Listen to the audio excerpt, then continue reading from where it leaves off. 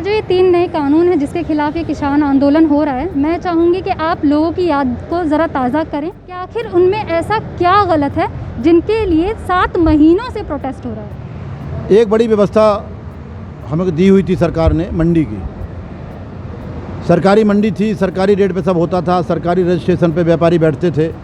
एक गारंटी होती थी कि अगर कोई व्यापारी पैसा नहीं देगा तो हमें शिक्षार मिलती थी, जिस शिक्षार के माध्यम से पक्का सबूत दस्तावेज था जिससे हम उसको जाकर के कहीं ना कहीं क्लेम कर सकते थे, अपना पैसा ले सकते थे। सबसे पहला प्रयास सरकार ने किया कि मंडी के बाहर खरीद होगी, और उसमें छूट क्या दी कि मंडी के बाहर जो खरीद करेगा उसको टैक्स नहीं देना होगा और रजिस्ट्रेशन नहीं कराना होगा।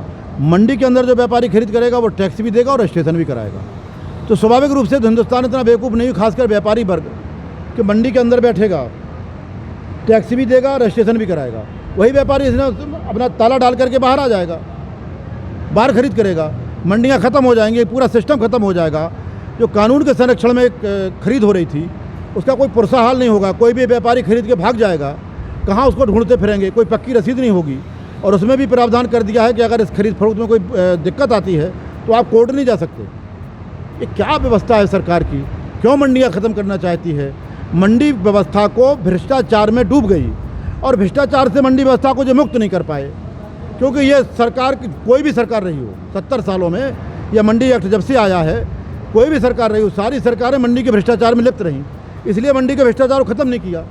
तो जब स्वयं लिप्त हैं तो भ्रष्टाचार खत्म न करके साला मंडी को ख़त्म कर दें। तो मंडी को ख़त्म करने की स्थिति में आ गए थे। मंडी ख़त्म होने से किसान को की जो बिक्री है, किसान की जो फसल असुरक्षित हो जाएगी, पैसा मिलने में दिक्कत हो जाएगा। और ये व्यापारी जो हैं ये मनमाने ढंग से, पहले शुरुआत में तो जैसे जियो की सिम आई, उन्होंने फ्री सिम दिए, फ्री डाटा दिया, लोगों ने दौड़ करके ख़रीदा, और जब उसके खरीदार ज़्यादा हो गए, उसके ग्राहक ज़्यादा हो गए, अब आप जियो की हालत देख लें, ना तो नेटवर्क मिलता है और कितनी महंगी है। तो इसी तरह का डोज ये देने वाले हैं किसान को।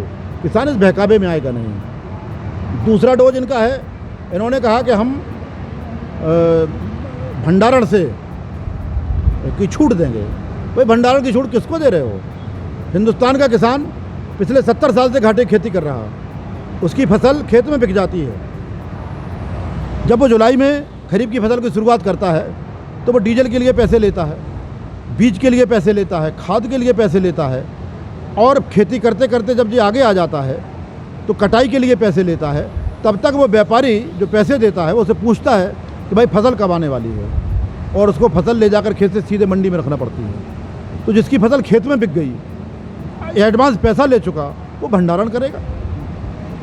किसको भंडारण की छूट दे रहे? भंडारण की छूट उनको मिलेगी जो 3 रुपये प्याज, 3 रुपये किलो नासिक से प्याज खरीद के भंडारण करते रहे और दिल्ली में आके 200 रुपये किलो बेचते रहे। तो वो छूट उनके लिए है, अडानी अंबानी के लिए छूट है। तो ये आवश्यक वस्तु अधिनियम से जो छूट है ये बिल्कुल घातक है।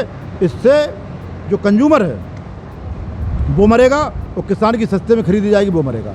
माने उत्पादन करने वाला मरेगा, खाने वाला मरेगा, बीच वाला बनेगा। यही सरकार चाहती है। तीसरा कानून इनका वो है सीड वाला है। बड़ी बड़ी कंपनियां आएंगी, बड़े व्यापारी आएंगे, हमको सीड देंगे, हमसे कॉन्टैक्ट करेंगे कि हम आपकी फसल इतने पे खरीदेंगे। अभी पिछले बार इन्होंने पंजाब में आलू खेती कराई, आलू के किसान खेती करने वालों को बीज दिया, उन्होंने उत्पादन किया, और जब बेचने वाली बात आई ग्रेडिंग, तो कहा भाई, उन्होंने कहा भाई हमारी फसल ले लीजिए, और उनका बिल्कुल लेंगे भाई। व्यापारी खेत पे गया, अब ग्रेडिंग मशीन ले गया, उसने आलू को उस मशीन में डाला, 70% आलू या तो अप साइज था या लो साइज था। 30% उनके काम का बचा, उनका 30% उन्होंने 70% फेंक दिया। क्या होगा किसान का? 30% फसल बिकेगी, 70% कूड़े में जाएगी। कूड़े में नहीं जाएगी तो कूड़े के भाव जाएगी, क्योंकि वो छटी हुई रिजेक्टेड है।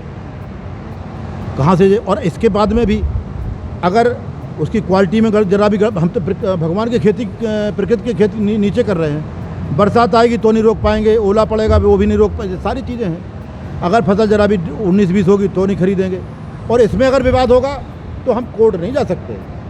भाई किसको फ़ायदा देने वाले हो?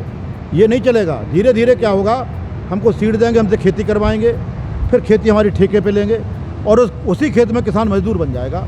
सरकार चाहती है कि बड़ी बड़ी फार्मर्स आएँ, फार्मिंग हो, किसान फ्री हो जाए, किसान की खेती फ्री हो जाए उद्योगपति के देने के लिए, और किसान फ्री हो जाए उद्योग में मजदूरी करने के लिए।